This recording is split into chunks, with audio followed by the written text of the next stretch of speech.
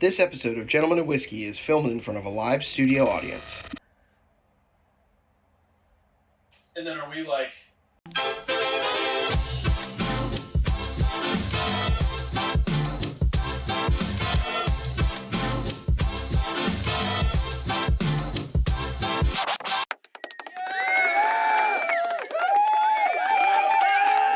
Today, we're going to be talking about whiskey, which we love to do, in a segment we like to call Bourbon Basics with Brandon. Brandon, what are we talking about today? Yeah, so today we're talking about whiskey itself. What it is, Okay. what it is. Okay, but to be fair, right? When you get into whiskey, it can get very overwhelming very quickly. Sure. For me, I know, as I've gotten into whiskey more, I've started to understand, scotches versus like bourbons versus ryes, and they're all different. And when you're getting into it, I think something that has been confusing for me is like a lot of these terms are interchanged in conversation. Right. And if you don't know the definitions, you get lost real quick. Sure. Right. Whiskey is a distilled spirit. Yes. It's got to be bottled at 80 proof or higher, and it's a distilled grain spirit. So it's got like a mixed grain mash. There are a whole bunch of different grains that can be in whiskey. Right. Corn is a common one. Rye is a common one. Malted barley. Regular barley is a common one. Rye can also be malted. Things I didn't know: rice and quinoa are grains that are in whiskey. Quinoa. So this is like so whiskey's healthy. Whiskey is part of my meal prep now. It is Whiskey is part of the games now. it's a superfood. It's a superfood. Yeah, whiskey is a superfood. You heard it here first, folks. Do this instead of eating healthy, drink whiskey. Oh. And then there are different continents that whiskey comes from. Yeah. Even the subcategories of that.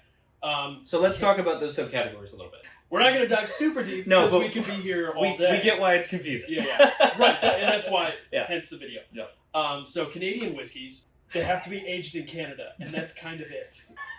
There's a lot of rules going on. Up in Canada? Up north. Lucy, Canadian Goosey. I didn't say it. You said it, not me.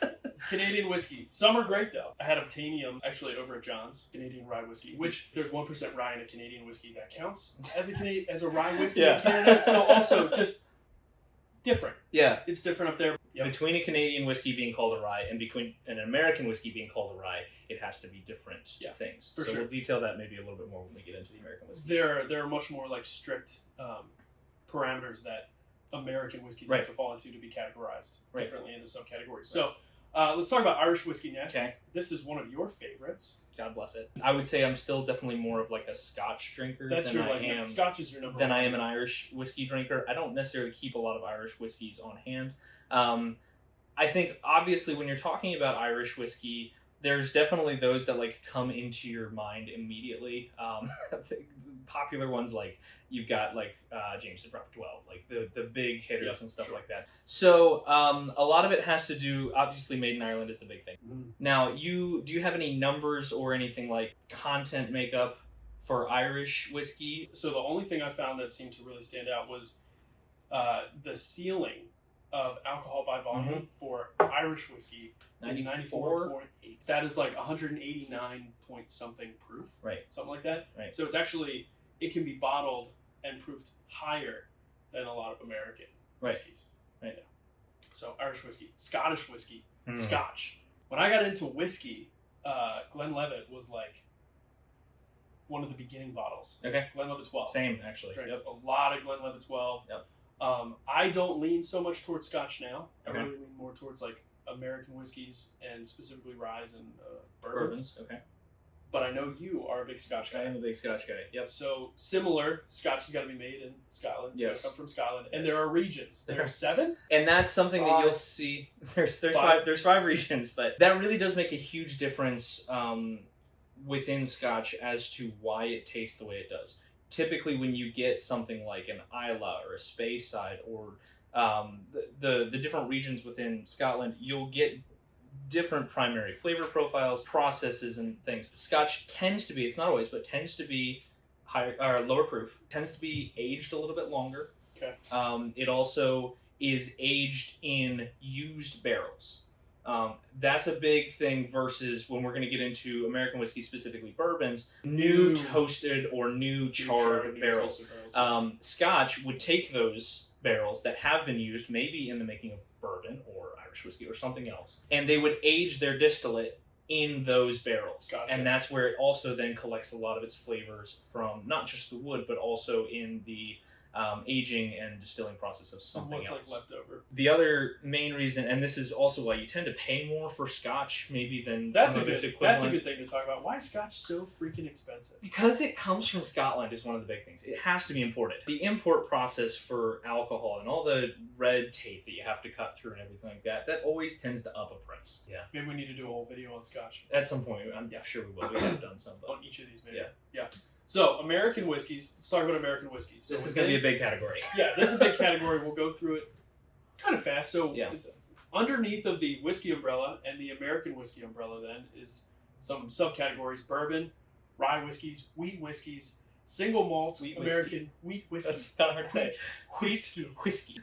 Single malt American whiskeys, and then just American whiskeys. So, bourbon and when I was getting into whiskey, right, bourbon and whiskey are the two terms that I feel like were interchanged a lot and got me very confused. And this is what's so confusing. So all bourbon is whiskey, but not all whiskey is bourbon. Right. Let's say that a little bit slower too. All bourbon is whiskey. Correct. And not all whiskey is bourbon. Right. In fact, not even close. No, there's so many other, and that's what we're talking about in this video. There's so many other whiskeys that are not bourbon. But bourbon's so popular in the U.S. Right. that I feel like that's what we hear a lot about, or everybody assumes if it's an American whiskey, it's probably a bourbon, which is not true. So bourbon has to be 51% corn in the mash bill. Right. Has to be aged in new charred oak barrels, and it's got to be bottled at 80% or 40 proof. No. Flip that. No, 40%. 80. Yeah, you got it. That is bourbon. No. Rye, wheats. Same. They fall into the same like 51% mash bill rule. Mm-hmm. So a rye whiskey in America has to be 51% rye, right? Aged in new charred oak barrels, and it's got to be the same deal. It's got to be bottled at that 80 proof or higher, 40% alcohol by volume. Same with a wheat. Same with a wheat whiskey. So then there are also bourbons can be wheated, right? Which means that wheat is a prominent secondary grain in the mash bill, but a wheat whiskey is 51% wheat. Right. So same deal. Aged new charter barrels. Because that's something that you'll find with a lot of the differences, like a lot of bourbons or a lot of ryes or a lot of wheat whiskeys or even a lot of American whiskeys will have the same ingredients, different percentages of them. Right. So and whatever some of them, exactly. So single malts are a good example that are different. So they have to be 100% malted barley. They have to be distilled from one distillery, so they can't be blended. Right. Single malts, and then American whiskeys, which is underneath of the American whiskey category, but like an American whiskey that doesn't fall into the bourbon, rye, wheat, single malt categories. Doesn't mean any of those.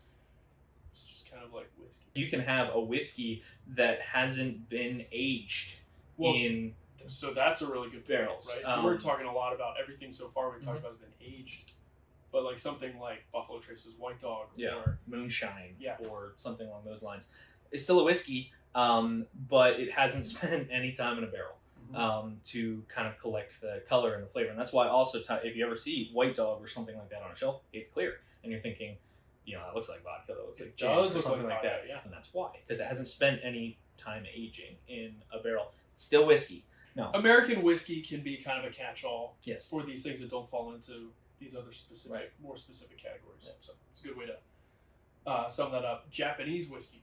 Japanese whiskey is popular. I feel like a lot of people... Increasingly so, I think, recently. Like Japanese whiskey, Yep, for sure. So it obviously has to be from Japan. It's common thread through all of it. Mind not to blow the mind of our studio audience. I also found that it has to be aged for 3 years. Other than that, don't know a whole lot about it. We haven't done a whole lot of exploration. We did do a tasting within our group a number of months ago that we went into Japanese whiskey. I will admit fully that is probably the category of whiskey that I know the least about and have experienced the least. Well, just wait for our next category. I may know even less. Just like me. But it is probably the one that I'm most interested into trying more of right now. I know the few that I've had, I've really enjoyed, but I'm more, I think, interested into seeing what that country can come up with within their whiskeys. But Yep. So what's the last category? The last category is Indian whiskey, like from India. Okay. Yep. And so what I have found in my research and reading, the reason we don't see it a lot over here is because what they consider whiskey in India, and they categorize as whiskey, a lot of the rest of the world says it's not specific enough to be. So they use like neutral spirits a lot. Okay. And they use molasses often. So more like almost like a rum. So like a rum. Yeah. Okay. Apparently, there's all this controversy between India and the EU because India wants to export, and the EU is saying no because what they're saying whiskey. So there are some single malts that are whiskeys in India. Okay. But that's not like the across the board standard, dude. And no judgment from me on that. I'm just saying like this seems to be where things are at, and why you don't hear more about Indian whiskey, I think, versus like Japanese especially whiskey. here in America. Right. Or, yes, I'm speaking from within the American context, or Irish whiskey or whatever. Yeah. So cool. Yep. So whiskey is a distilled spirit. Yes. And it's amazing. We love it, and we should enjoy it. Like, comment, subscribe. Please comment because we'd love to hear from you. Yeah. Again, I'm Nate. This is Brandon. Cheers.